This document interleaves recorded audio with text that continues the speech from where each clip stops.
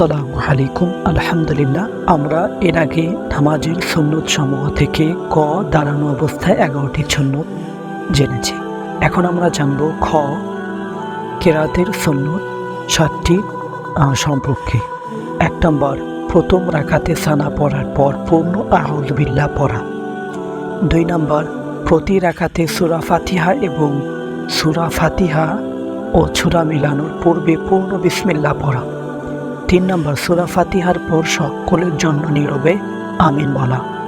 4 নম্বর, ফরজ এবং জোহরের নামাজের কেরাতে মুফাসসাল অর্থাৎ লম্বা কেরাত পড়া। আসর এবং ইশার নামাজের কেরাত মধ্য কেরাত অর্থাৎ সূরা তরিক থেকে সূরা লাম ইয়াকুন পর্যন্ত, এবং মাগরিবে ইশারে মুফাসসাল অর্থাৎ ছোট কেরাত সূরা ইয়া মুনজিলাত থেকে সূরা নাস পর্যন্ত থেকে প্রতি রাকাতে যে কোনো একটি সূরা বা কোনো সময় বড় সূরা থেকে এ পরিমাণ কিরাত পড়া। 5 নম্বর, ফজরের প্রথম রাকাত দ্বিতীয় রাকাত অপেক্ষায় লম্বা করা। অন্যান্য ওয়াক্তে উভয় রাকাতের কিরাতের পরিমাণ সমান রাখা উচিত।